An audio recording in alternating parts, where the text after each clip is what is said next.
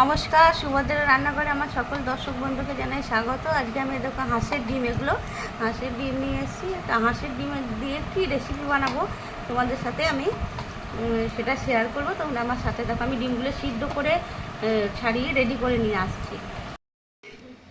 আমি কড়াতে তেল দিয়ে দিয়েছি, এবার একটু ঘি দেব। কোরমাতে ঘি ছাড়া মানে কোরমা হয় না, তো সেই জন্য একটু ঘি দিয়ে দিলাম।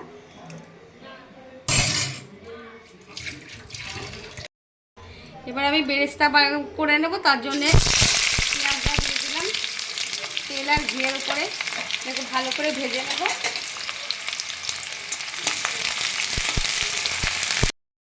এবার আমি বেরেস্তা করে নেব, তার জন্যে পেঁয়াজটা দিয়ে দিলাম তেল আর ঘিয়ের উপরে।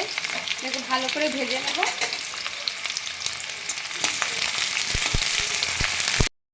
ডিমগুলোতে একটু লবণ মাখিয়ে নিচ্ছি। লবণ মাখিয়ে এবারে ওই তেলের আর ঘি আর তেলের মধ্যে ভেজে তুলে নেব।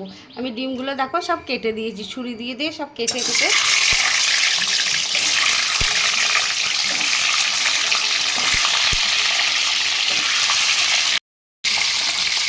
আমার ডিমগুলো ভাজা হয়ে গেছে, কারণ বেশি ভাজার তো প্রয়োজন নেই, হালকা করে ভেজে এগুলোকে তুলে নিচ্ছি। এবার আমি কতগুলো এই দুটো ছোট এলাচ ফাটিয়ে নিয়েছি, লবঙ্গ আর দারচিনি দিয়ে দিলাম ফোড়নে। ফোড়নটা ভাজা হয়ে গেছে, আর একটুখানি সাজিরে দেবো, সাজিরে। এবার আমি পেঁয়াজ বাটাটা দিয়ে দিই।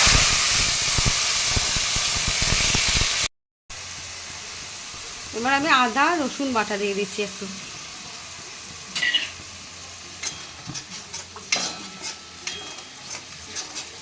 এবার আমি ভালো করে আদা রসুন বাটা আর পেঁয়াজ বাটাটা একটু কষিয়ে নেব, আর একটু মশলা দিয়ে দেবো তাছাড়া। এবার আমি আদা রসুন বাটা দিয়ে দিচ্ছি একটু।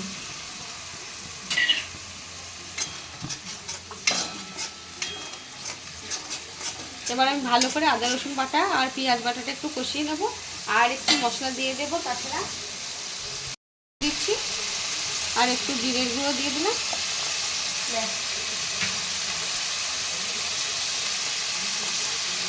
একটু স্বাদ মতো লবণ দিয়ে দিলাম, পরিমাণ মতো।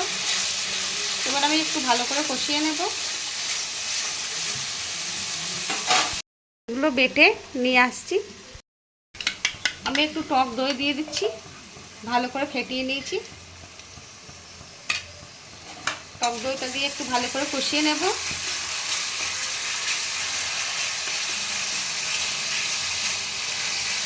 দেখো তেল ছাড়া শুরু করে দিয়েছে।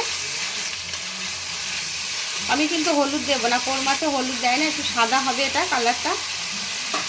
এবার আমি এই যে কাজু আর বাটাটা দিয়ে দিচ্ছি।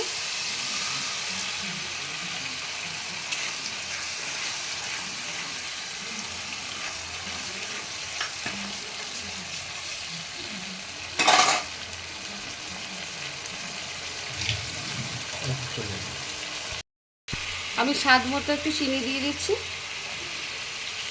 তোমরা তোমাদের ইচ্ছা মতো মিষ্টি দেবে। দেখো আমার মশলাটা কষানো হয়ে গেছে, তেল ছেড়া শুরু করে দিয়েছে একদম।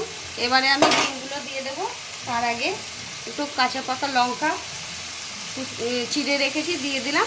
এবারে আমি ডিমগুলো দিয়ে দিচ্ছি, ভেজে রাখা ডিমগুলো। ডিমগুলো দিয়ে দু মিনিট মতো, 3-4 মিনিট মতো ভেজে নেব, একটুখানি ফুটিয়ে নেব। আর এবারে আমি এই যে বেরেস্তাটা বানিয়ে রেখেছিলাম, বেরেস্তাটা উপর থেকে আমি দিয়ে দিলাম। একটুখানি ফুটিয়ে নেব 2-3 মিনিট, তারপরে আমি এটাকে সার্ভ করে দেব।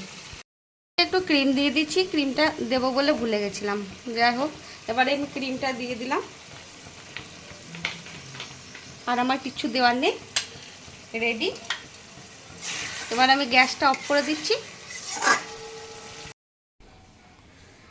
আমার ডিমের কোরমা রেডি এবং সার্ভ করে দিয়েছি। তোমরা এইভাবে একবার অবশ্যই বানাবে, বানিয়ে খাবে, খেয়ে আমাকে কমেন্ট করে জানাবে তোমাদের কেমন লেগেছে। খুব খুব সহজ পদ্ধতিতে, খুব মানে ঘরে থাকা কিছু উপকরণ দিয়ে, সাধারণ উপকরণ দিয়ে এত সুন্দর যে রান্না তা বলে বোঝাতে পারবো না। অসম্ভব সুন্দর সুগন্ধ, অসম্ভব সুন্দর মানে হয়েছে।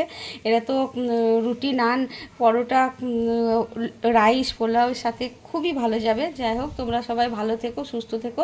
আর তোমাদেরকে জানাই অসংখ্য অসংখ্য ধন্যবাদ, অনেক অনেক ভালোবাসা আমার সাথে, আমার পাশে এইভাবে থাকার জন্য, আমাকে সাপোর্ট করার জন্য। তাহলে আজকের মতো টাটা।